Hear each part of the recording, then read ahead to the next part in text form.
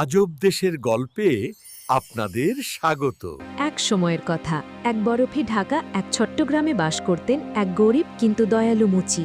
তিনি ভোর থেকে রাত অবধি পরিশ্রম করতেন, তবুও ভাগ্য তার সহায় ছিল না। একদিন রাতে শেষ টুকরো চামড়া হাতে তিনি প্রার্থনা করলেন, হয়তো আগামীকাল জীবনে কিছু বদলাবে। কিন্তু সূর্য উঠতেই তিনি এমন কিছু দেখলেন যা দেখে তার মন আনন্দে ভরে উঠল। মুচির সামনে টেবিলে একজোড়া সুন্দর জুতো পড়েছিল, যেন তার নিজের হাতের কাজ নয়। এক দয়ালু ক্রেতা সেদিনই এলেন এবং খুশিতে ভরে সেই জুতো কিনে নিলেন। সেই টাকা দিয়ে সে আরও চামড়া কিনল এবং একই ঘটনা বারবার ঘটতে শুরু করল। রাত হলেই সে যত্ন করে চামড়া কেটে টেবিলে রাখত, আর সকালে মিলত সুন্দর তৈরি জুতো। তার সেই ছোট্ট ঘরটাই হয়ে উঠল গ্রামের সেরা জুতোর দোকান। হাতে কাজ বাড়লেও সে কখনো ক্লান্ত হয়নি বা অভিযোগও করেনি। এভাবেই দেখতে দেখতে শীত এসে গেল, আর চারদিক আনন্দে ভরে উঠল। কিন্তু মুচির মনে ছিল অন্য চিন্তা। সে ভাবল, দেখা যাক কে তাকে প্রতিদিন জুতো বানিয়ে দিয়ে যায়।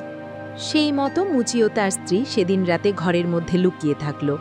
রাত 12টায় দুটি ছোট্ট এলফরূপ নিঃশব্দে ওয়ার্কশপে ঢুকে পড়ল। চটপটে হাতে উজ্জ্বল চোখে তারা জুতো বানাতে লাগলো জাদুর মতো দক্ষতায়। চুপচাপ লুকিয়ে মুচি ও তার স্ত্রী বিস্ময় তাকিয়ে রইলেন, নিঃশ্বাস বন্ধ করে। মুহূর্তের মধ্যেই তারা জুতো বানিয়ে সাজিয়ে দিল, সাবলীল ও নিখুঁতভাবে।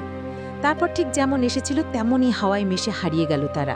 পরদিন সকালে মুচি স্ত্রীর মনে এক খেয়াল এলো। তারা ঠিক করলেন সেই মায়াবী এলফদের জন্য তারা জামাকাপড় বানাবেন, কারণ সেই ছোট্ট এলফ দুটি ছেঁড়া জামাকাপড় পরেছিলেন।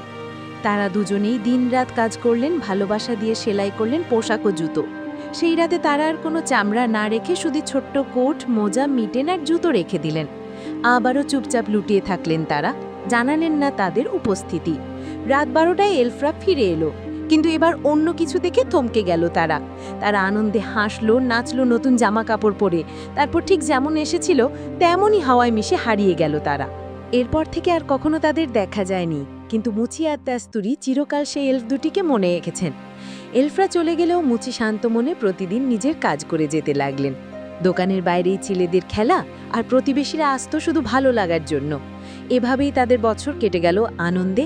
খুবই সহজ সরল জীবন কাটাতেন এই দম্পতি, কারণ কখনো কখনো ছোট্ট একটু ভালোবাসাই পৃথিবীকে বদলে দিতে পারে।